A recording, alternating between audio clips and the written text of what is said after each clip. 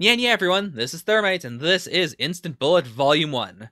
So, I am very excited to get into this. It is the, I believe, first series by Aka Akasaka, the person who currently creates Kaguya-sama, which is one of my favorite ongoing series. I do know that Instant Bullet was cancelled before it was meant to end, and Akasaka said, like, oh, hey guys, so this was cancelled, it wasn't my decision, I want to eventually get popular, and I'll come back and I'll do Instant Bullet, and it'll be better than ever. That's not why I'm reading it right now. I'm reading it because very recently I learned that he's reneged on that. That he has said that he does not want to go back to Instant Bullet. Like, it's a series that he could have only made in his adolescence, and now he just cannot do it anymore. That's why I'm interested in it. I'm very interested in the idea of a series that only one person could ever make. Or not that one person could ever make, but a series that only one person could ever properly execute. For instance, like Food Wars is a series that is, I think it's a series that anyone could really execute. Like, any writer could come up with it. They could come up with a bunch of characters that kind of fit generic roles. They have a food consultant for the food stuff, so it's not like the writer has to be super interested in food himself. There's different artists, so like that artist can do all the ecchi stuff. It's a series that, like, it's not that it's not interesting. It's not that it's not unique in its own way, but it's a series I think a lot of people could do. Whereas, like, Dungeon Meshi, for instance, or Delicious in Dungeon, that's a series that has a very idiosyncratic execution. Like, Dungeon Meshi combines fantasy concepts with cooking concepts and this interesting view of the world where even if the chapter does not include any cooking or any, like, serious fantasy elements at all, it still has a very unique feel to it. The reason why Instant Bullet is so interesting to me right now is because the creator himself is like, well, I no longer have that feel. I no longer have that quality that would allow me to create the series. That concept makes me so interested. And so I'm going into it. Alright, so that's enough of a prologue. I just want to explain that. I've never been able to tell someone that specifically, and that concept is what, like, it gripped me super hard today. So that's why I'm starting it. Let's get right into it. By the way, for all I know about, like, the story around Instant Bullet, I know nothing about Instant Bullet itself. I don't know what the title means. I don't know anything about the setting. So let's get right into it. Well then, okay. Is it post-apocalyptic? I was able to easily say the sentence, but that is the hero, the enemy, and the dispensable us. This is the story of our battle. A disposable bomb is brief, yet powerful. Okay, so I don't have much to speculate on here because for all I know, this is a metaphor. We'll see. Like, after the end of the first chapter, I think I'll come back to this and we'll talk about it. I do appreciate, like, the art style is very, like, not Kaguya right now, but very, like, early Kaguya. And I also appreciate that, like, Akasaka Aka came up with his pseudonym that early on, and it does look really, really cool. Like, it's always been great. You know, I was about to say, like, it's kind of cool that we have a main character who, who was being beaten up, and, like, he actually won. It's not like he was beaten down. It's not like he's your typical MC. But now that I think about it, I don't know if he was being beaten up. Like, especially with the way he's saying it. At first, I thought this meant, like, oh, everything in this world is my enemy. I'm being oppressed. And it was, it was a twist that he won. But for all I know, he was the one who started this fight. Oh? Don't go overboard. Oh, boy. Pukase Kuro, second year of high school, a Yankee. So, yeah, that explains why he has the blonde hair. He seems like a very ruthless person already. And, like, someone with a very edgy outlook on life. I really like the narration so far too. It feels like when Kaguya tries to be serious, or when it's going for a serious feeling gag without the narrator. Like, this doesn't feel like the Kaguya narrator at all. It feels like Miyuki's narration, actually. Like, whenever he, talks about something in earnest. Okay, who are these? I'm a little strange. The people around me often encounter accidents. There's no place for a detested guy to even breathe. That's why I'm breathing at the corner of the world.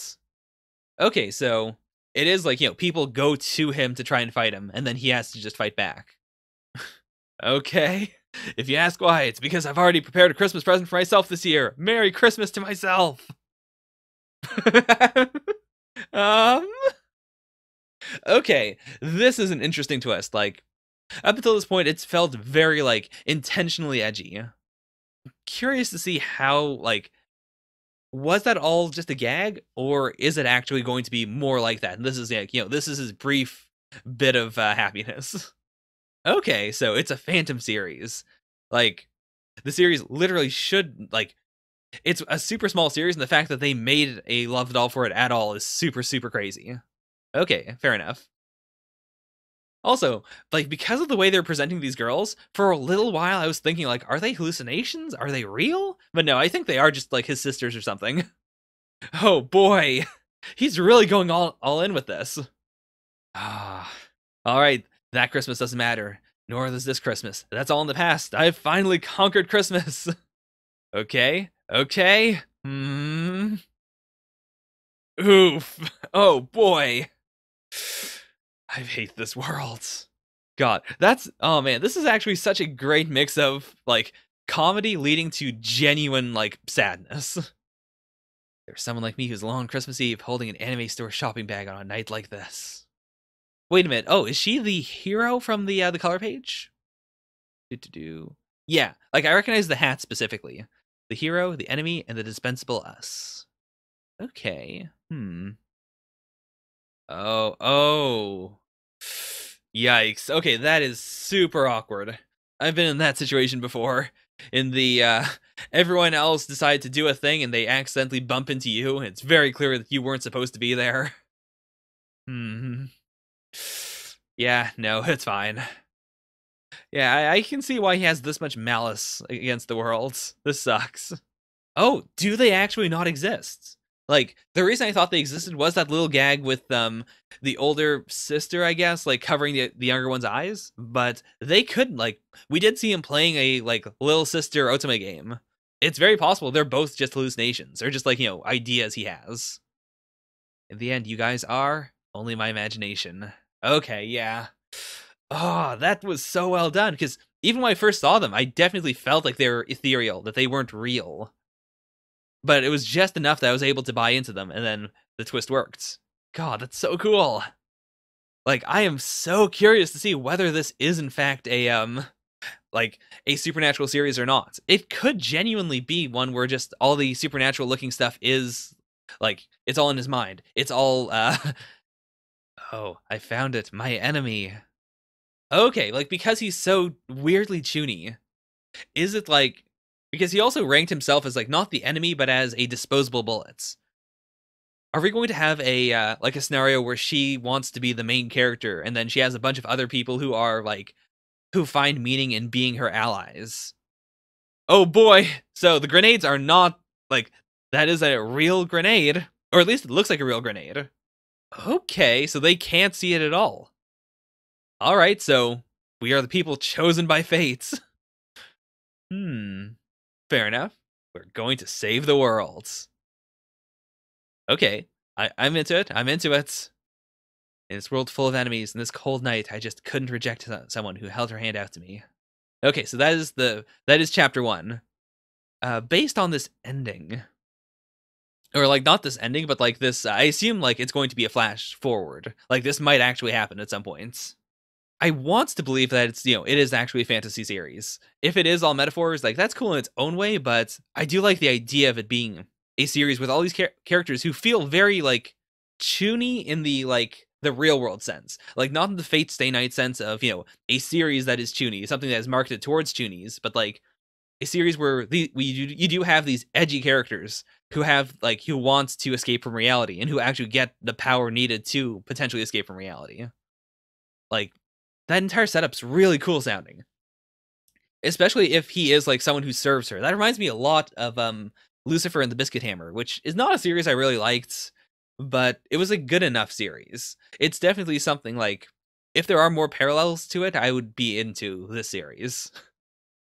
Especially with this focus on destroying the world, actually. I didn't think about that at all. I was thinking about just their dynamic, but yeah, especially with the focus on, like, being a teenager and wanting just the world to end. Okay. Let's move forward then. Like, so far, I'm very interested. I'm curious to see what his ability will be. And also, like, because we have the metaphor of the disposable bullets already, like, how does it work? Is it something where he just has an ability he can only ever use once? Or is it more like a, they're all disposable and she isn't? Or even then, I'm saying that as if she's definitely going to be the main character. That could be a bait and switch. She could just be another disposable bullet. Okay, on that night, we were about to die.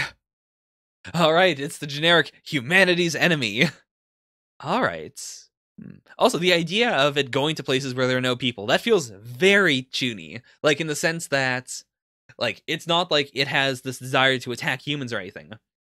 The desire to go to an abandoned location is something that only really works for a monster that you're meant to fight without any consequences. Something where you can't just run off and save the world and no one knows about it.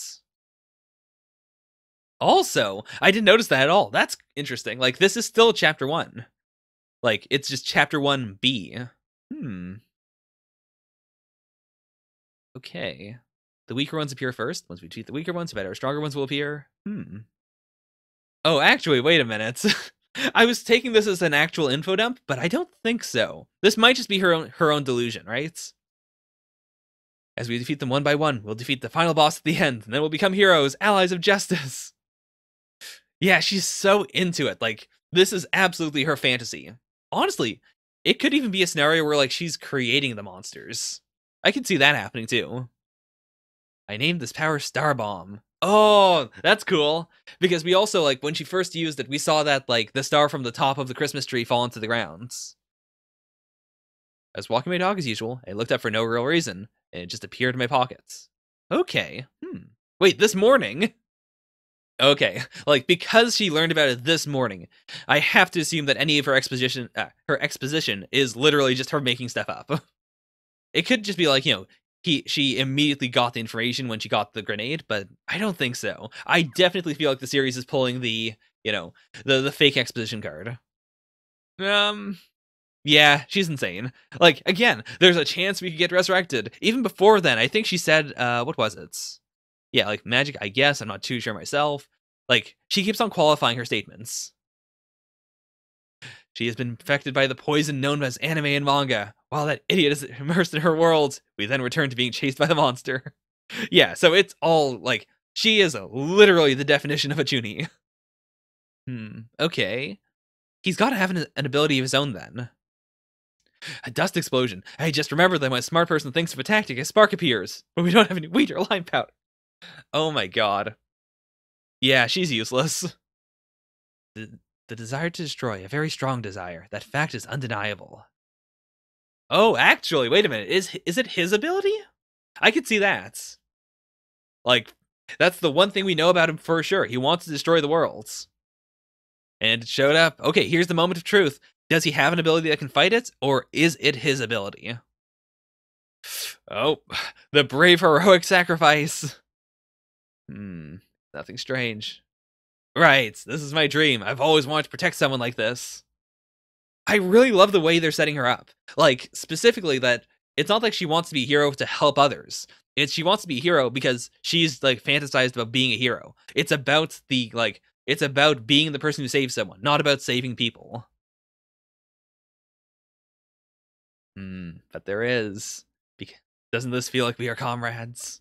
I can understand it. Like, he has, like, they're both opposite versions of Chuny. Like, she's a wishful, hopeful type of person who wants something good to happen, whereas he's, the world sucks, I hate everything, I just want everything to end kind of guy. I can relate to him a lot more than I can relate to her, but I've definitely been in both scenarios for sure.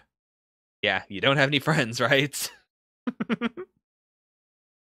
God, I love this. I love that we also went from her trying to do her hero speech to this. We're like, yep, she doesn't have friends. In this vast world, no one tries to accept her.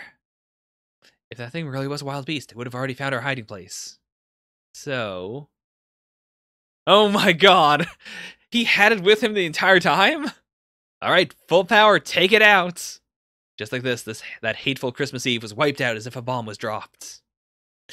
Like this, if this instant would just end right now, it would be a happy ending. Oh boy, where's the other shoe? However, this is the reality for me right now. Yeah, it's his. It's his. Sarah, who calls herself a hero, was the target. I was jumping to conclusions. Okay. That girl's power is like a bomb. My power is this, to bring form to my evil desires. Oh, that's so cool. The bullets have been loaded. The bullet of wishes, bullet of callings. 20 bullets that will destroy the worlds. Instant bullets, disposable bullets. Who will destroy the worlds? Okay. Ooh, 363 days left till the end of the world. Another, the world ends in 1 year series. That's very cool. Like, there's something very compelling about this idea of giving this level of power to characters who don't deserve it. Like, characters who are very immature and who have to grow into them. I feel like I keep on saying it as if I don't like the characters. I do. It's just like, it's because of the way they are that it sounds like I hate them. Like, I'm sure we're going to see him grow over time. But until then, I'm not going to like Kuro as a person, but I like him as a character. Like, this is also a really cool dynamic for the series. Especially, again, because he did not frame himself as the enemy. It's not like he's the villain and Sarah's the hero. I think that, like, in that case, the enemy is most likely going to be someone who wants to either, like, negate the power of the bullets or something else. Because I guess it could just be like they all have to fight to save the world. But that doesn't seem right, especially for him. Like, because he's all about wanting to destroy everything. I guess it could be a situation like Lucifer, where it's all about, like, oh, I don't want that to destroy the world because I want to destroy the world. To live means to break things. We kill, we eat, and we steal. That's why, even if a bomb falls tomorrow and this world destroyed, we must acknowledge that to continue living. Alright, so this is proper chapter 2 now. Wait a minute, but he's not there. First of all, I really do like that he still has his fake sisters with him. Like, that's a cool idea in general. I think it looks like it's a very artsy concept, and I like the idea potentially that maybe the beast will become one of them eventually. But also, like, he's not controlling it then, or like he's not manifesting it near him. I guess he's just, having it run loose. I guess this is a situation where he can never actually admit to being the one who controls it. Because once he does that, like, that automatically, negates their relationship. So I guess never mind. I guess he could admit it if he's willing to go full villain at some point. Like, again, I really like the idea of a Chuni character who has an actual power. Because now it's like, well, does her buzzing actually matter? Like, is it a thing that really exists? Or is she just, like, looking at the news and connecting incidents? The mastermind. That would be me. Okay. Alright, so yeah. Like, it's not just like that. It's not like he can't control it or anything. He's doing it just because he wants to test it out. Okay, only to break things. Whenever I tried to get it to fetch something. Okay, ignored. If the orders were a little complicated, it wouldn't obey. So it has to destroy things. Anything devoured by this thing vanishes into thin air. Okay, that's a pretty powerful ability. Like, yeah, you could just erase someone from the world by having it eat them. Because, like, it is a very villainous ability, but I can also see it being used for good. Like, if there are any big problems that come up, like, it can swallow any monster. It can swallow any attack. It could be used for a lot of, like, overall good things. I'm also curious to see how this is gonna go, because, like, he controls it, right? Like, at the very least, he can bring it out and put it back in. So if the two of them are looking for it, like, she's never going to find it unless he intentionally pulls it out. Also, to be fair, her blowing it up didn't seem to hurt him at all. Like, he didn't take any psychic damage or anything. Then Dad died, and Mom brought home someone who wasn't Dad. Since then, I've never come back here. Okay. I do want to learn more about her. Like, I like her dynamic right now, but I'd be more interested in her if we got more information like that. If we got to see, like, why she is the way she is. My father was hit by a truck and died. It wasn't because the driver wasn't paying attention. He was just trying to avoid a cat that ran out on the road. So that's why. She just wants an enemy. Like, a purely evil enemy, because she knows she lives in a world where there aren't pure evil enemies. Right, a typical evil monster that would only appear in manga. Wouldn't you call it a miracle? Okay, yep, that's exactly what I wanted from her. Like, in the same way, I'm curious to see how he's going to develop as a character. Like, so far, his, mild terrorism has been just that. Like, just, mildly destroying things. But does that give him any satisfaction? There's got to be some more development to him.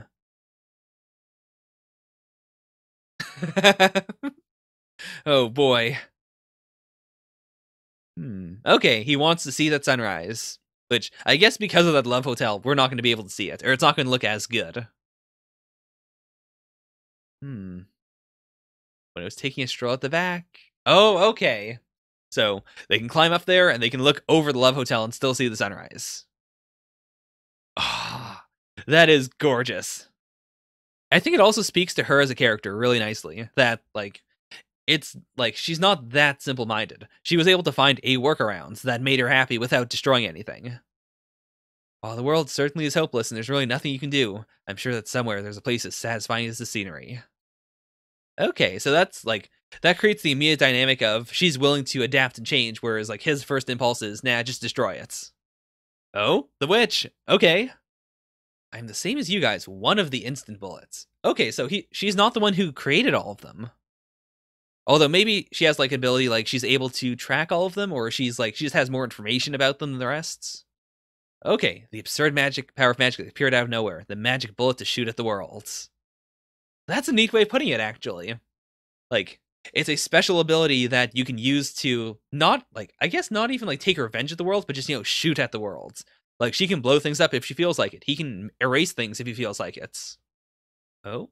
In 19 hours, a nuclear-armed satellite will fall to the city. Oh boy, okay, well. Grenade, most likely not going to help with that. Beast, probably. Or, I keep calling it grenade. It's, Star Bomb. Yeah, I could definitely see that being, his big move of, I'll use this for good. Right. To live is to abandon. Okay, that's also a big thing to do right at the very starts. And because of the way she phrased it, it seems like one of the other bullets is doing this. Okay, so this entire page is just explaining like why it is that there is a armed nuclear satellite out there that could be dropped in the first place. Alright, unknown Z1.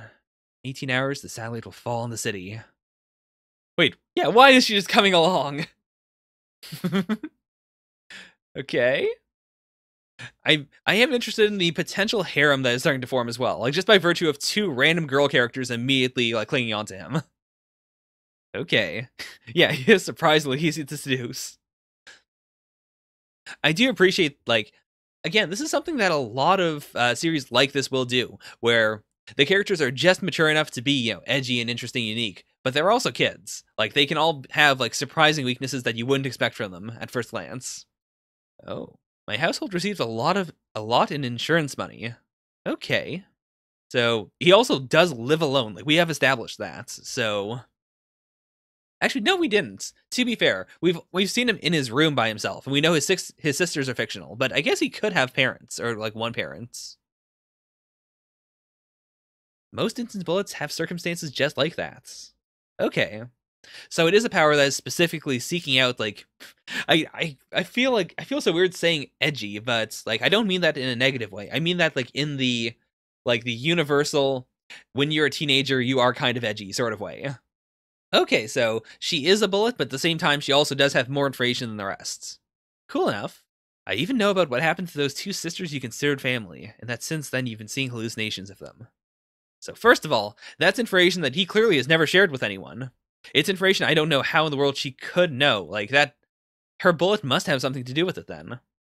But then also, like, so those aren't just, like, fictional characters that he envisions. Like, he really did have sisters. Yeah, you avert your eyes, and it's as if you never saw anything. You act like you just don't care. Is she trying to guilt him into saving everyone? Okay. So, it's not because of her. I'm like this because I want to be. Okay, so, even then, I can't tell, like, she's clearly saying that she wants him to run away, but is that true, or is this a double negative? Is she trying to neg him into saving the world? We're in the middle of a serious conversation, too. Okay. So all I see are evil spirits. Again, like it is an ambiguous statement.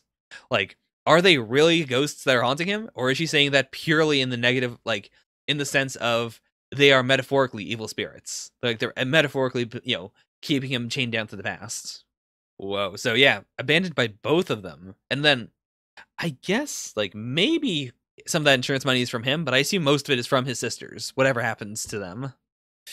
Oh, that feels very real too. Like, even down to the M64 controller, like, What I do remember is the image from a game I was playing then, like it was only yesterday. That does feel, that feels so real. The first thing she forgot was my name. Right? Oh, man. Oh, so they weren't even his sisters. They were just sisters. Came over to help me study. We all became almost inseparable. Sure, sure. Not a single one. Oh, no. What happened then? Oh, geez. Okay, well, there's a bruise there. Still remember the last thing she said, word for word. I'll always remember. I wonder why.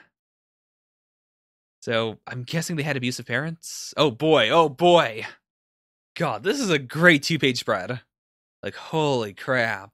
I'm not reading it out loud just because, like, there's so much to it. Also because generally I only read things out loud, like, so if you are, like, watching the screen, you can tell where I am generally, but my eyes are, like, flitting all over the place. Okay, so that's where he got his, like, philosophy of destruction. And she wasn't there, too. Okay, so it seems like she killed their parents for whatever reason. They're most likely abusive. She burned down their apartments. Was she caught in the blaze? Okay, she was. Oh, jeez. Okay, so she stayed there, let herself burn, and then her sister ran in to try and save her, and that did not work out. Oh, wow. That's actually such a crazy, like, double twist. Like, both the fact that they weren't really his sisters, but at the same time, like, they were, in a way, his sisters. Like, he was close enough to them, way closer than he was to his parents. Right, I didn't even have the option to run. That thing isn't enough to destroy the world, it's just some cheap malice that'll only aimlessly bring grief. Right, like, if it nukes this area, that doesn't mean it's going to end the world. He wants to end the world, so the best case scenario is to take this out and then, destroy everything himself, right? I'm going to follow through on your malice, on your wish for you. I'll destroy this world that made you fall into despair, all of it. God, that's so...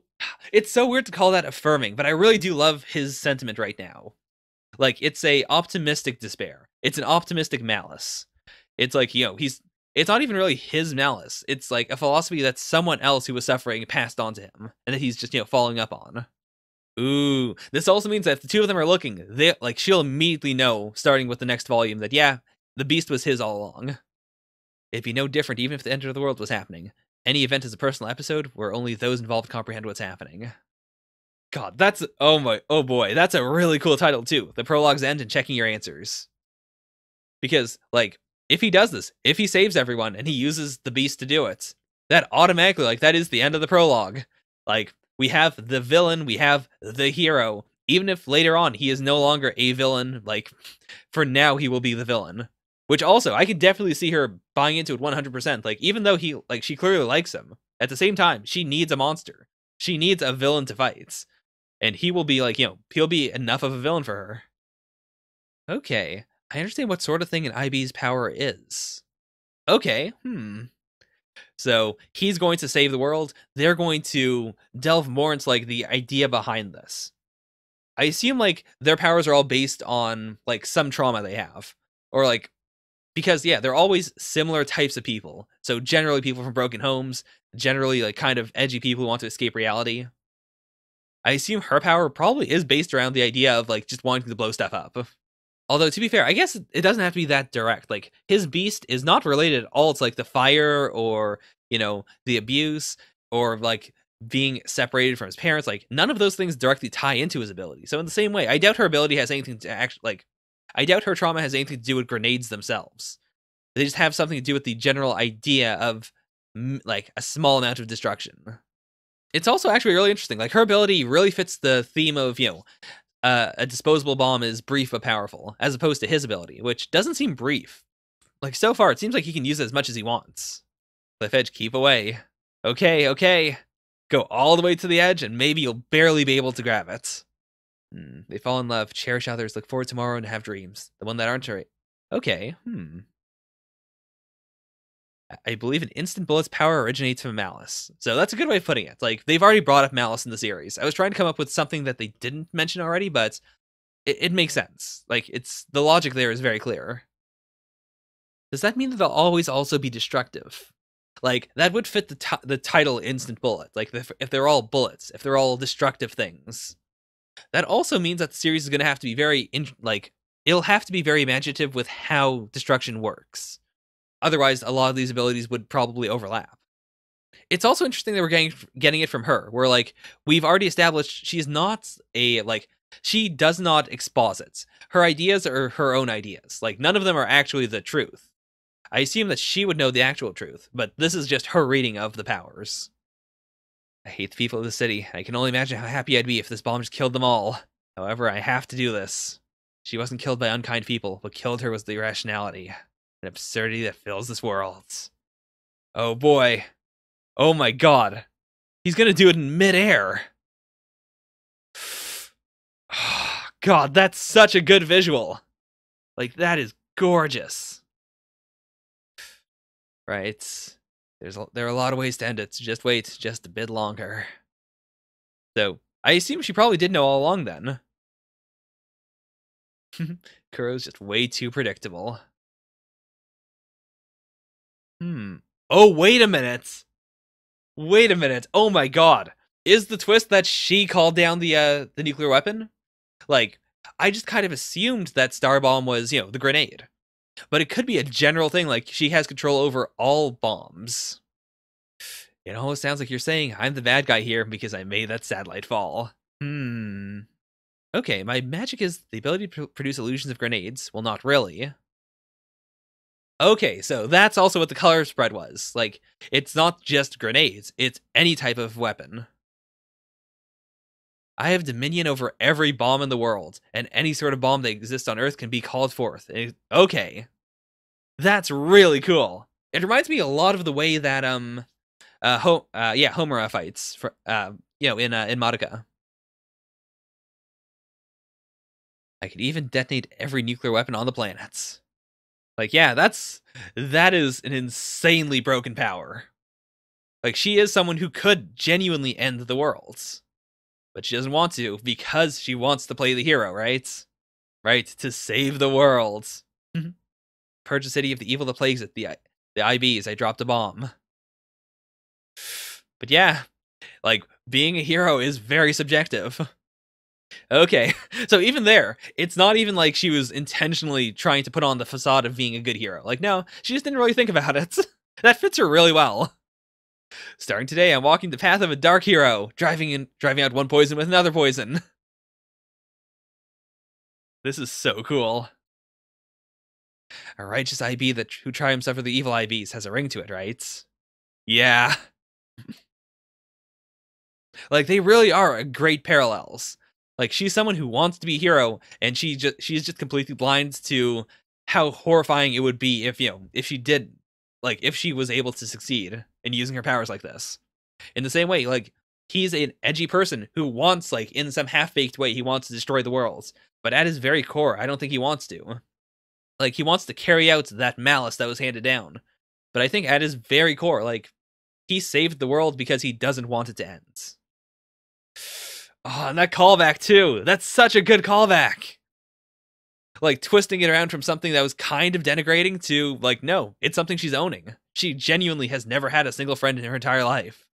That's true, too. Like, that was an abandoned weapon. If she activates any nuclear weapon from any nation, that's an automatic, like, world war right there. Alright, that came the start of a new trimester. Does Japan... No, I'm pretty sure they use semesters, right?